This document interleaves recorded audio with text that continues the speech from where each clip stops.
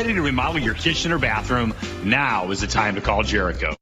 He was one of Kansas City's best-known businessmen as owner of Jericho Home Improvements. His shooting death drew citywide attention, and now KMBC9 Investigates has uncovered surveillance video of the moments leading to John Bartram's death.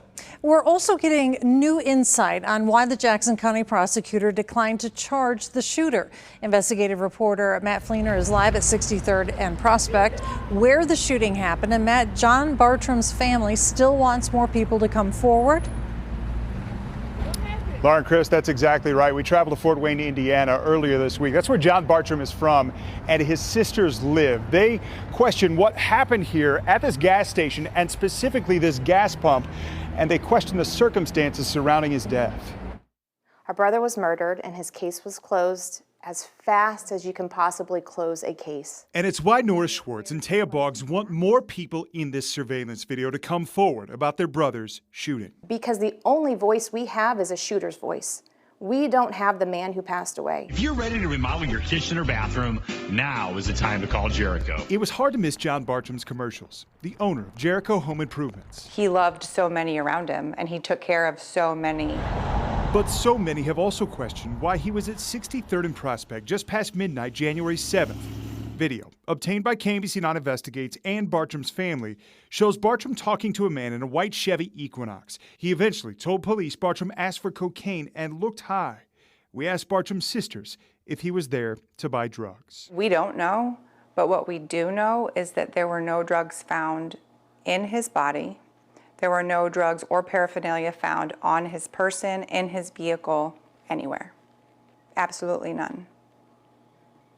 So maybe he was, but there's absolutely no proof of that. 40 seconds after Bartram and a man in the Equinox start talking, he pulls away. You can see Bartram's gas tank was open. His sisters say he was there since his tank was near empty. Video does show Bartram holding what appears to be cash, putting it on the ground. A different angle shows the man back up, but Bartram's sisters question what happened in those 2 minutes after. You don't see John trying to pull someone out of a vehicle.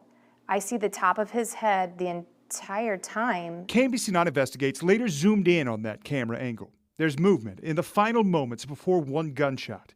The sisters said it gives them closure, showing John was not the bad guy. But the man in the Equinox told police Bartram tried to reach into his car and grab him out. He said he felt like his life was in danger, and he fired one shot from his gun and pulled away. Did the shooter reach out to grab John's money, and John tried to pull it back, and he didn't like it, so he shot him? Jackson County Prosecutor Jean Peters Baker considered video evidence and the entire case file with other prosecutors in her office and a homicide committee with KCPD. The prosecutor declined charges based on Missouri's so-called Castle Doctrine, a law that says you can use lethal self-defense inside your home or vehicle if someone tries to enter and use force against you. For charges, the prosecutor would have had to disprove the claim of self-defense while proving the elements of murder or manslaughter. The prosecutor's office believes the surveillance video evidence does not disprove the man's self-defense claim beyond a reasonable doubt. What are we missing? What are we missing that all the police reports that we've read, the video that we've seen, how can we come to this conclusion that it's the Castle Doctrine so quickly without doing more? They saw on video a man pumping gas turn his head after the shooting who may have heard something. They also question why more people were not questioned from the gas station in the investigation. The sisters, meanwhile, are asking anyone else with information to come forward. He can't speak for himself, so anything else, even for us as a family, if we could hear any of your part of that evening, it might give us a little more closure. And Matt Fleener is back live now. And Matt, the prosecutor's office released a statement about those families' concerns we just heard. Laura, that's exactly right. I've got the statement right here. I'll go ahead and read it for you. Our sympathies go out to Mr. Bartram's family. They and the community should be assured that we've carefully reviewed this case more than once. We've considered all the evidence, and we have applied Missouri law to that evidence. We don't like what happened, but due to Missouri self-defense protections, we cannot ethically charge the case with the current evidence.